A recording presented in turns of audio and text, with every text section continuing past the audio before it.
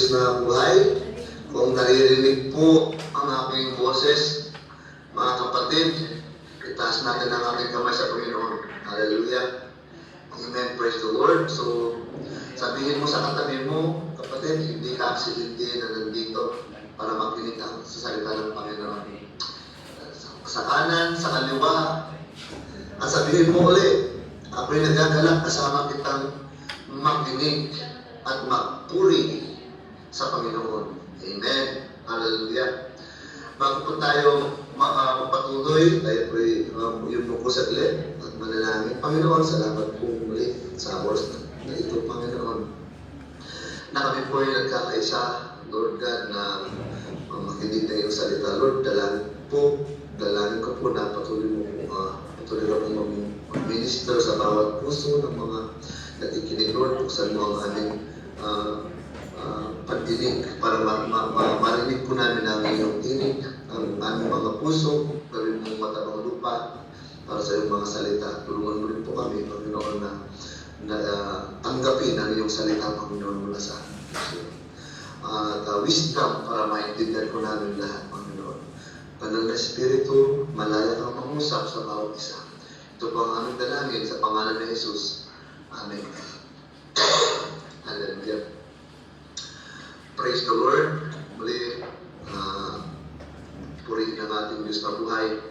Despite po sa nangyayari din sa Pilipinas, na may lindol sa bandang Mindanao, tayo po'y magkaisa at manalangin sa kanila. Ng protection sa mga kapatid po natin na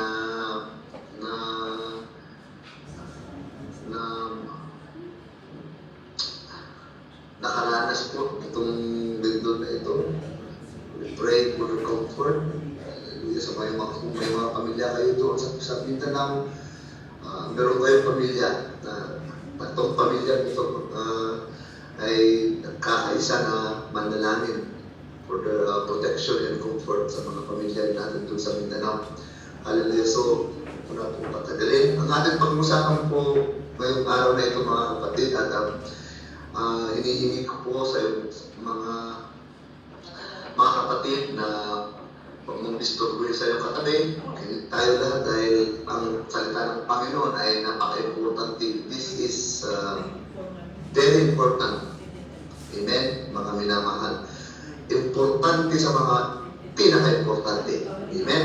Hallelujah. So, ang ating pag-aaralan ngayon ay makikita ko natin sa Book of Luke or sa libro ni Lucas ng Kapitulo 23. Ito po ay hanggang sa verse 39 to 43. So, konting background lang po dito sa may sa ating pag-uusapan. Alam niyo po ba na merong isang taong hindi nananalangin, hindi nagsisimba, hindi tumutulong sa kapwa, I believe, hindi gumagawa ng mabuting bagay, pero gayon pa man, ano ang sinabi ng Panginoon sa kanya, sa taong ito? Mula ngayon, makakasama muna ako sa paraiso. Sabi niya sa taong ito. So, makikita natin na hindi siya gumagawa ng mabubuting bagay, pero ang sinabi ng Panginoon sa kanya, mula ngayon, makakasama mo na ako sa paraiso. Today, you will be with me in paradise. Ang background po nito kasi is nung pinako si Kristo, ang ating Panginoon, sa krus ng Kalbaryo, may dalawang kasama niyang kriminal na nakapako din po sa krus na tinatawag na skull, place of skull or bungo.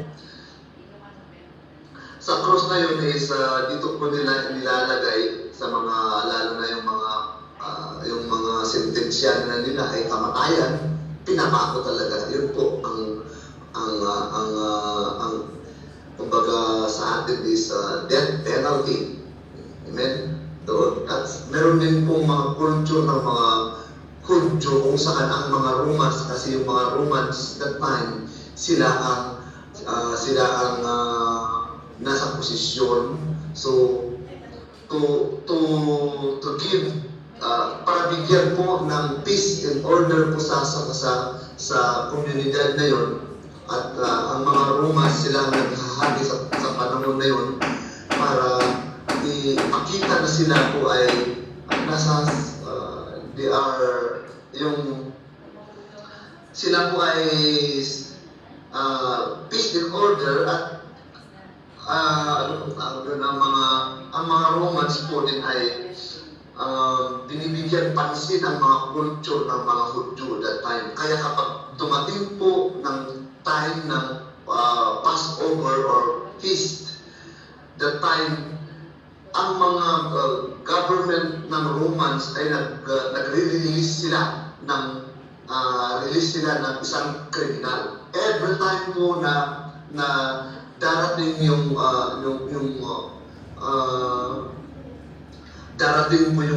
time na yun na Passover or feast, yung governor po ng region na yun is magre-release sila ng isang kriminal para to honor their culture. Why? Bakit ko po nasabi? Para po balikhan yung nangyari po sa Egypt bilang paggunita ng mga Israelita doon sa Egypt na nakalabas po sa Egypt na pumunta sa promised land na pinangako ng Panginoon.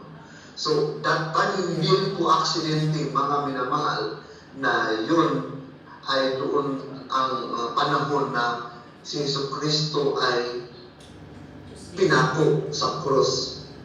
So, ang mga tao may ang nangyayari din po hanggang ngayon ay believe kasi yung mga tao noon makapangyarihan din kung ano ang sinabi ng karamihan, ano ang sinabi ng mga karamihan, yun po ang sinusunod ng governor o yung pinakamataas na posisyon sa Romans. So, parang kung sa atin ngayon, sa panahon natin ngayon is people power. Pero yung mga tao, kasi yung nakita ni Pontius Pilate, siya ang naghahari that time sa panahon na yun, siya ang namumuno sa lugar na yun, parang kumbaga siya ang korte. So, in-investigate na kung meron bang kasalanan si Kristo that time kasi ang mga tao gusto nilang patayin at itapos si Kristo. Pero nung nakita ni Pontius Pilato, wala naman akong makita ng kasalanan. Tapos nung nalaman niya na taga Galilea si Jesucristo, nandun, nalaman niya na doon ang area, pinasa niya kay Herodes. Para kumbaga, kung ang municipal trial court nilagay sa regional trial court o mas mataas siguro na hukuman. Pero ganoon din pa rin ang pagsisiyasat ni Herodes. Wala naman din po siyang makita kasalanan si Jesus binalik kay Pontius Pilate. Ngayon, to the last say is the people, kasi parang people power na yan. That time na sinabi ko kanina, kailangan din mag-release si Pontius Pilate ng isang kriminal para ikunita o ikunita yung culture ng mga Hudyo. So, tinanong ang mga tao, anong gusto nyong palayain ko? Si Jesus na walang kasalanan o si Barabas? Yung Barabas na ito is, yan ang may kasalanan kasi kriminal siya. Siya ang nag-uudyok ng revolusyon sa panahon na yun. So, at murderer pa. So, si Jesus na walang ginawa, yun ang pinili ng mga tao na hindi papalayain. At instead na si Jesus ang i-release, hindi. Pero si Barabas ang tinanong, hiningi nila. Si Barabas, pinagsisigawan na release Barabas, palayain si Barabas, patayin si Jesus, ilagay sa krus. Yun. So, doon, to cut the long story short, nilagay. pinako si Jesus sa krus ng Kalbaryo, pati yung dalawang kriminal yun na katabi niya sa kanan at sa kaliwa. So, yung ko po nasabi na doon nung isa, hindi na rin nagsisimba, hindi na nanalangin, hindi gumagawa ng tama, pero pagkus sinabi ng Panginoon, makakasama muna ako sa paraiso. So, today, you will be with me in paradise. Sabi ng Panginoon, bakit kaya doon naging ganon? Ito po ang ating pag-aaralan ngayon. So, ang talatang ito ay sa Book of Luke 23. Ito ay tungkol sa dalawang kriminal po na pinako sa krus kasama ni Jesus. Habang si Jesus ay naghihirap sa krus, makikita natin ang makikita ko natin sa dalawang ito ng magkaibang tugon ng dalawang lalaking nasa tabi niya. Ang isa po ay tumanggi at namutya pa kay Jesus. Tumanggi at namutya kay Jesus, samantalang ang isa naman ay nagsisi at sumampalataya, ay kaya pala. Yun ang sinabi ni Jesus. So, sa pagbabasa natin sa talata sa Lucas chapter 23 verse 39, Lucas chapter 23 verse 39, dito ininsulto rin si Jesus ng isa sa mga kriminal na sa tabi niya. Hindi ba ikaw si Kristo? Sinabi niya. Iligtas mo ang sarili mo, pati na kami. Yeah. So dito nilait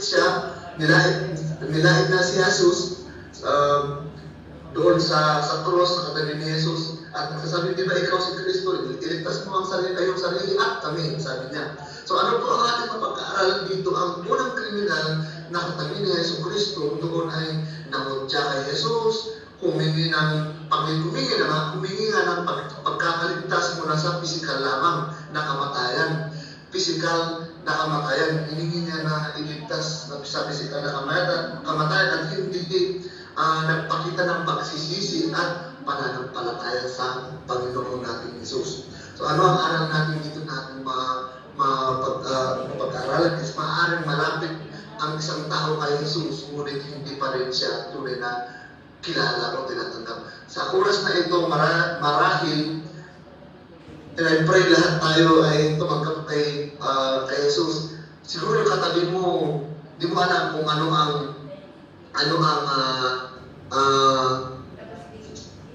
ang iniisip niya. Marahil tinanggap niya, naniniwala sa Panginoon o hindi. So, and I pray na lahat po tayo ay makatanggap sa Panginoon. So, kahit po nakikinig tayo sa Panginoon, pero wala yung pagtanggap, wala yung pananampalataya, parehas din po sa isang kriminal na ito na naririnig siguro si Jesus na siya ang nagpapagaling hanggang, kasi dito, titignan natin, di ba, hindi ba ikaw si Jesus? Alam niya, nakikinig siya, may idea siya about Jesus, but kinutya niya, hindi siya, wala siyang pananampalataya. So, tuloy natin po sa versikulo 21. Anong sinabi niya? Ngunit sinaway siya ng isang kriminal. Ito yung isang kriminal na may pagpapakumbaba. Sabi ng isa, dapat lang naparusahan tayo ng kamatayan dahil sa mga ginawa natin, kasalanan. Pero, ang taong ito'y walang ginawang masama. Tinuturo niya si Jesus, tayo dapat ang maparusahan. Pero itong taong ito, nasa gitna, na si Jesus ay dapat siya ang mapawalang sala. Wala na siyang ginawang kasalanan. Ano po ang ating mapag-aralan dito? Sinabi niya, sinaway niya yung isa kasi dapat nga tayo yung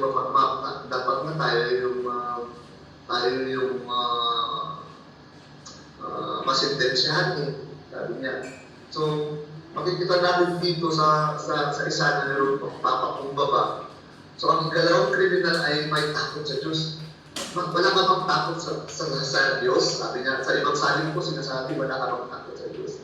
So, inamin ang kanyang kasalanan. Sa isang kriminal na ito, inamin niya ang kanyang kasalanan. Meron siyang, makikita natin na meron pagpapakumbaba.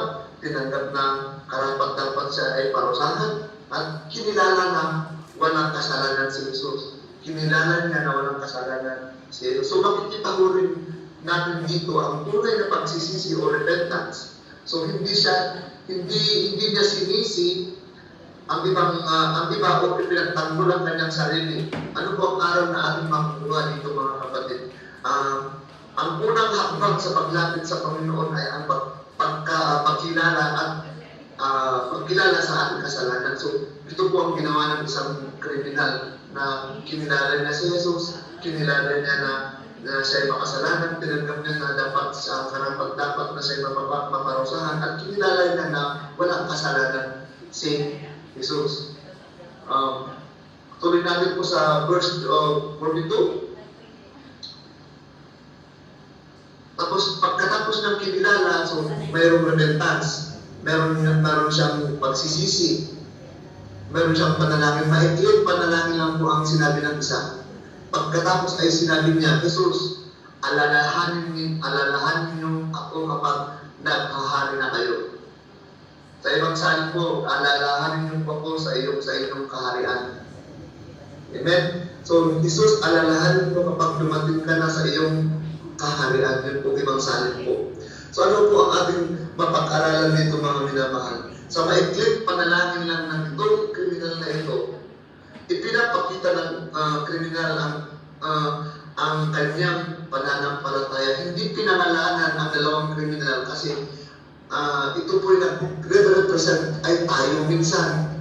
Saan ba tayo doon sa isang kriminal na naririnig natin ang Jesus pero walang pagsisisi, hindi natin tinanggap? O sa isa na narinig natin ang tungkol kay Jesus at merong paglapit at merong repentance. Kaya hindi pinangalanan ang dalawa kasi ito ay nagre-represent sa ating mga sarili. Minsan ganun po tayo, mga kapatid. Amen? Isa lang ang pinangalanan dyan, si Barabbas na kriminal. So ito rin natin sa 42, sabi niya, alalahanin mo ako kapag dumating ka na sa iyong kaharian.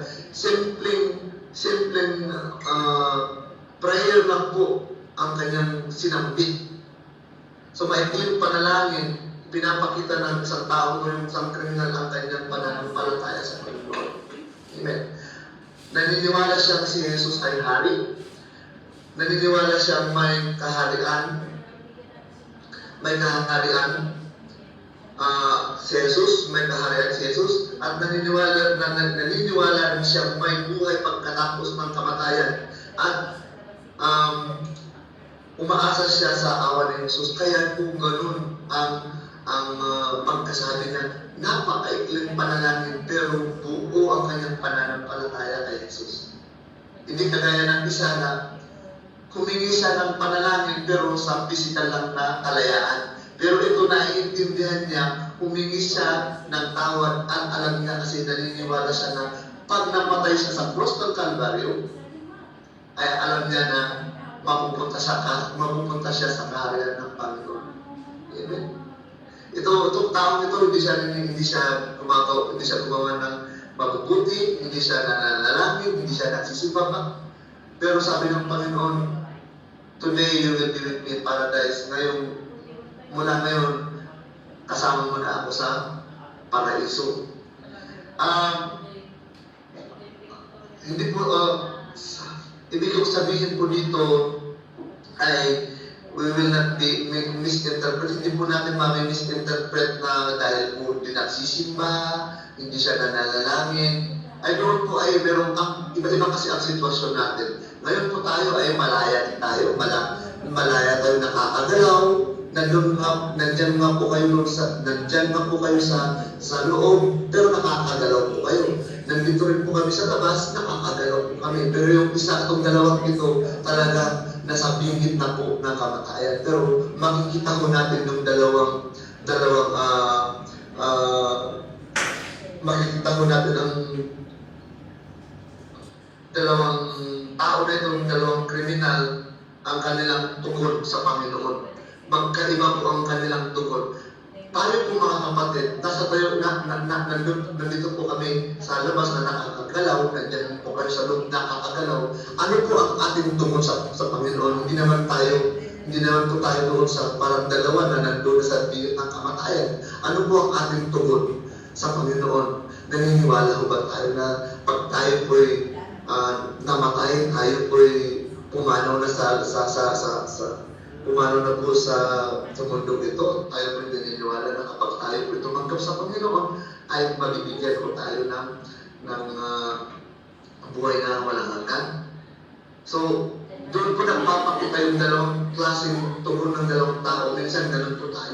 Nakikinig po tayo sa salita ng Panginoon. Alam po natin pala, doon po at nagpapakita din po sila. Dalawa po sila ay malapit kay Jesus, pero magkaiba po ang tugon. Sa katabi mo ngayon, parehas tayong nakikinig ng salita ng Panginoon, pero hindi ko alam kung ano ang tugon nyo sa Panginoon. And I pray na at pinapanalangin ko na kahit po kayo magkatabi, kahit po kayo dalawa nakikinig sa salita ng Panginoon, ay iisa po ang iyong tugon sa Panginoon at naniniwala sa Panginoon. Amen. Amen. Sabihin mo sa katabi mo, I believe in Jesus. O naniniwala ako sa Panginoon. Sabihin mo, Amen. Hallelujah. So, dito po natin makikita na ang dalawang tao, iba yung kanilang tugon. Hallelujah. So, dito natin makikita yung isa na tumugon kay Jesucristo, mayroong pagpapakumbaba, saglit lang ang kanyang panalangin, pero buo ang kanyang pananampalataya. Kaya yun ang sagot ni Jesus na mula ngayon makakasama mo na ako sa paraiso. Hallelujah. Praise the Lord. So, itong taong ito na hindi na nanalangin, hindi na nanampalataya, hindi nagsisimba o hindi man lang gumagawa ng mga mabubuti, wala siyang maipagmamalaki o wala siyang mabuting gawa. Ang tanging meron lang siya ay ang kanyang pananampalataya. Minsan po ganun po tayo hindi po kailangan meron po tayo pagmalaki sa Panginoon. Ang kailangan lang po ng Panginoon ay ang ating pananampalataya yung faith natin sa Panginoon. Amen? Hindi kailangan na meron kang pagmalaking kahit successful ka, businessman ka, or magaling ka. Hindi po ang kailangan ng Panginoon. Ang kailangan ng Panginoon ay mapakumbabang puso at pananampalataya sa Kanya. Tingnan mo natin, minsan hindi ko alam kung ano ang sitwasyon mo ngayon, kapatid. Physical hindi tayo nandun sa cross, pero minsan ang ating sitwasyon ay parang wala na tayong pag-asa na parang itong dalawa ito sa cross na wala nang pag-asa ng mga pabuhay kasi nakapako na sila. Parang minsan tayo, parang ganun ang nangyayari, parang iniisip natin wala na tayong pag-asa, pero ang sinasabi ng salita ng Panginoon ay meron pag-asa. Ang ating Panginoon Jesus ay siyang pag-asa. Hindi alam ng mga tao na yun pala kung pagkapako ni Jesucristo sa krus ng Kalbaryo ay isang plano ng Panginoon para doon titigis ang kanyang dugo para sa sanlibutan. Kasi kung hindi po nagawa yun, ay wala ko tayo. Wala ko tayo, hindi po posible na makarating tayo sa trono ng biyaya ng Panginoon. Dahil po ang grace ng Panginoon ay mahabag po ang Panginoon, kaya yun doon natigis ang kanyang dugo. Amen. So, minsan ganun po ang ating tugon, wala tayong maipagmalaki ang ating tanging mayroon lang tayo sa iyong pananampalataya natin sa Panginoon. So, balik tayo sa 43, verse 43, anong sinabi? Ano ang sagot ng Panginoong Jesus? Katotohanan sinasabi ko sa iyo, ito ang katotohanan. Kasi bakit na sinabing katotohanan? Dahil po ang ating Panginoon ay siya ang katotohanan. Amen? Kaya yun po ang binanggit ng Panginoong Jesus na ang katotohanan sinasabi ko sa iyo, ngayon ay makakasama kita sa paraiso. Sa ibang saling sumagot si Jesus, sasabihin ko sa iyo ang totoo, ngayon din ay makakasama kita sa paraiso. Sino gustong pumunta sa paraiso pagkatapos natin pumanaw sa mundo nito? Lahat po tayo, amen? Kasi sabi ng Biblia, meron kamatayan. Pero sabi ng Biblia din, pagkatapos ng kamatayan, may dalawang lugar lang pwedeng puntahan. ng kaluluwa ng tao sa impyerno o sa langit. Ang langit ay doon mapupunta ang mga tao na naniniwala sa Panginoon, binigay ang kanilang buhay sa Panginoon. At ang impyerno naman ay ito ay ang lugar na mga tao na namatay ng kanilang kaluluwa ay mapunta doon sa impyerno na walang hanggang parusa. Parusa, kasi yan ang sabi ng Panginoon sa kanyang salita. Pero mga tao po na tumanggap sa Panginoon ay walang hanggang buhay. Amen? Sabi ng salita ng Panginoon sa John 3:16, "For God so loved the world that He gave His only Son, Jesus Christ, that whosoever believes to." John 3:16, "Sapagkat ganito ang pag-ibig ng Diyos sa mga tao sa sanlibutan, ibinigay niya ang kanyang bugtong na anak na si Jesus upang sino mang sumampalataya, kahit sino po, hindi lang yung businessman, hindi po yung kahit warden, kahit yung mga kapatid na may kaya, sino mang sumampalataya, young and old, men and women, bata, matanda, o sino sumampalataya sa Kanya, hindi mapahamak, kundi magkaroon ng buhay na walang hanggan. Napakagandang pangako po ng salita ng Panginoon. Ano pong matututuhan natin, ano pong ating matututunan dito sa sinabi ng Panginoon sa verse 23, sa Lucas 23:43. Ito ang isa sa pinakamagandang pangako ni Jesus sa kriminal na isa na yun na tumanggap sa Panginoon at nananalangin sa Panginoon. Mga katotohanan po na ating makikita is ang kaligtasan ay biyaya ng Diyos. Kaya nung nanalangin itong isa, sinabi ng Panginoon ay mula ngayon ay makakasama kita sa paraiso. So, ibig sabihin, si Jesus ang kaligtasan. Si Jesus lamang ang kaligtasan. Amen. Sabihin mo sa katabi mo, i-remind mo, si Jesus lang ang kaligtasan. Sa kanan, sa kaliwa. Amen. So, ang kaligtasan ay biyaya ng Diyos. Hindi nakagawa ng mabuti ang kriminal. Tignan natin, hindi nakagawa ng kriminal na iyon ang mabubuti, pero alam mo yung pananampalataya sa Panginoon. Hindi siya nakagawa ng mabuti bago siya namatay. Ngunit iniligtas siya ni Jesus dahil sa pananampalataya niya. Amen? So, anytime po. Hallelujah.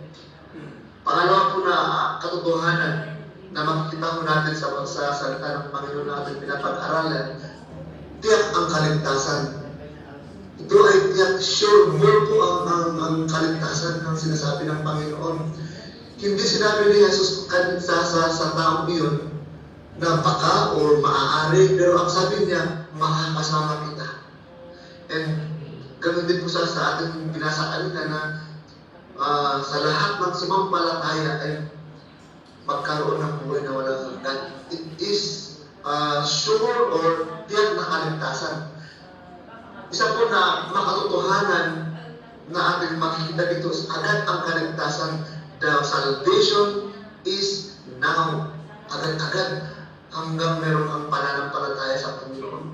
Sinabi ni Jesus, ngayon din eh. Kasi itong isang tao ito na tatlo sila na nakapako sa krus. Ngayon din, sabi ng Panginoon, makakasama mo na ako sa paraiso. Hallelujah. Praise the Lord. So, lahat ng tatanggap sa Panginoon ay ngayon din ay makakasama na natin sa paraiso ng ating Panginoon. Amen. Hallelujah. So, isa pa natin ating mapapag-aralan is ang pinakamahalagang bahagi ng langit ay makakasama si Jesus.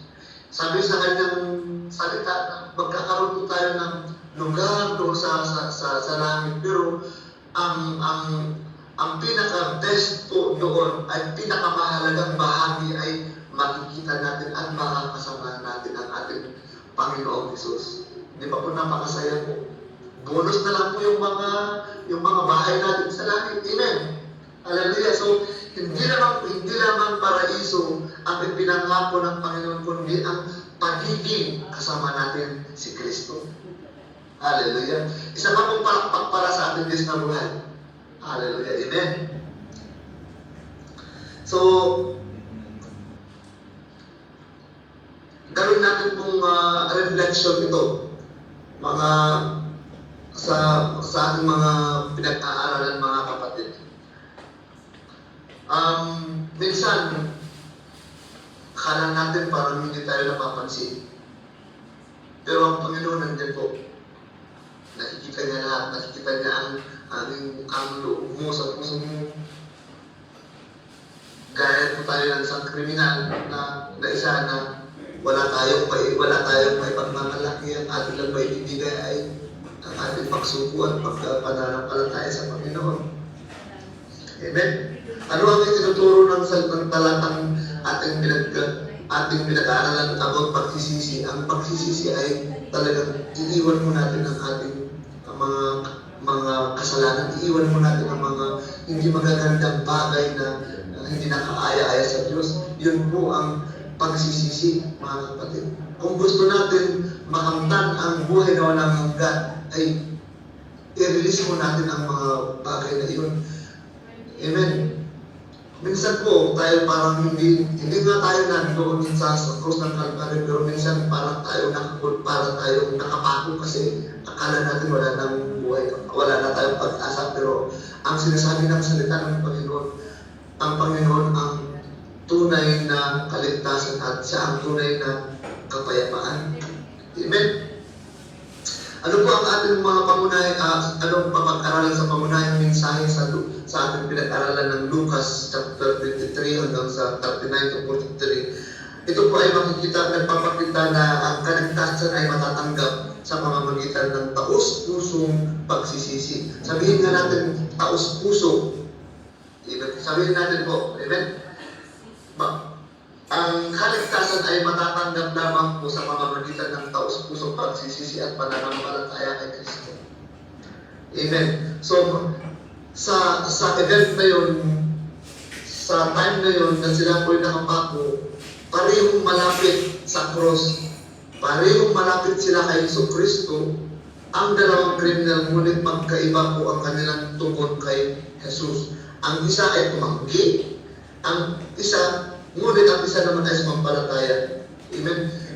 Minsan, ang ibig sabihin nito ay kahit malapit po tayo kay Kristo, nakikinig tayo sa salita ng Panginoon at mga preaching, itong Bible study na ito, pero tumatanggi ka naman, hindi mo naman tinatanggap ang salita ng Panginoon, ay wala rin silbi. Pero ibig sabihin sa malapit kay Kristo, tinatanggap mo yung salita ng Panginoon. Naniniwala ka. So, minsan, ay narinig ko na yan. Yan ba si Jesus na sinasabi nila? Pero wala yung pagtanggap. Para tayo isa sa kriminal na yun na ang gusto lang ay maligtas ng physical. Hindi niya ayaw niya maligtas ng pati yung kaluluwa. Amen.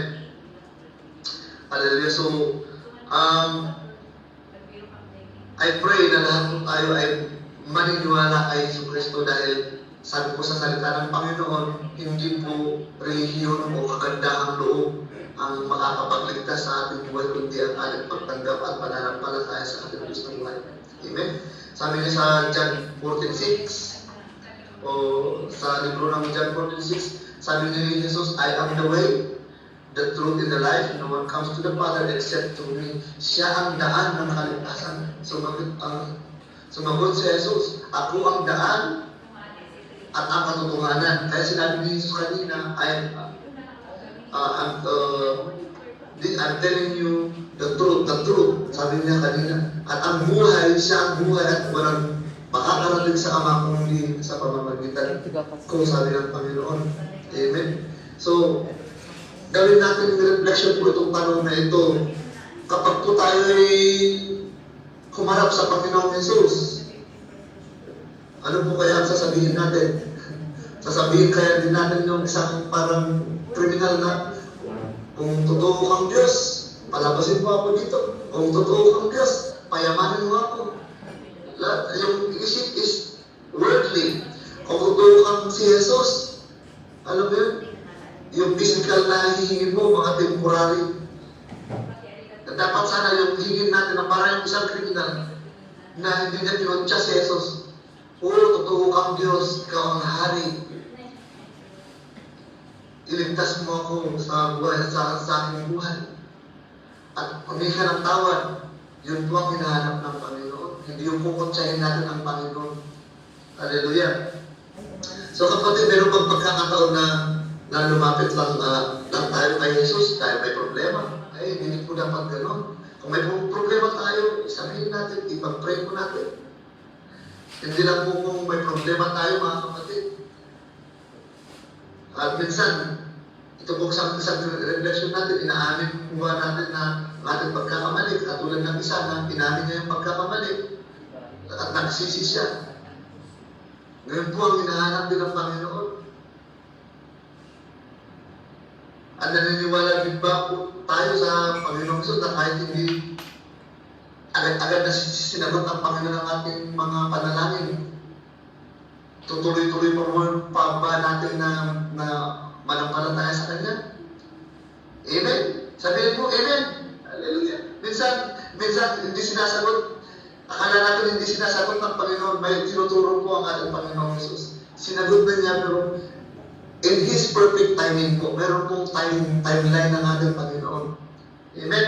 Meron pong timeline ng ating Panginoon. Minsan sinasabi natin, Lord, tatanggapin kita bilang Diyos at magligtas ng buhay ko. Kunin mo na po ako. Mga ganun panalangin minsan, hindi mo alam na kapag tinanggap mo si Lord, ay gagamitin ka pa niya. Meron pang purpose ng Panginoon. Bakit ko po nasabi? Dahil po sabi po ng Panginoon sa kanyang salita sa 2 Peter chapter 3 verse 9. 2 Peter chapter 3 verse 9, ano po sinabi doon? Sumagot hindi nagpapabaya ang Panginoon. Pagtupad sa pangako niya, hindi po niya pinapabayaan ang pagtupad sa kanyang mga pangako. Gaya ng inaakala ng ilan, ang totoo ay binibigyan lang niya ang pagkakataon magsisi ang lahat sa mga kasalanan nila dahil ayaw niya mapahamak ang sinuman. Amen. Kaya pag minsan ang panalangin, Lord, kunin mo na po ako. Hindi po pwede ganun. May meron pong purpose ang Lord. Amen. At sa 1 Timothy chapter 2, 3 to 4, 1 Timothy chapter 3 to 4, 5 to 6, ito po sinabi na po, mabuti ito at nakakalugod sa Diyos, ating tagapagligtas, nais niyang maligtas ang lahat ng tao malalaman ng katotohanan sapagkat iisa lang ang Diyos, iisa lang ang tagapamagitan.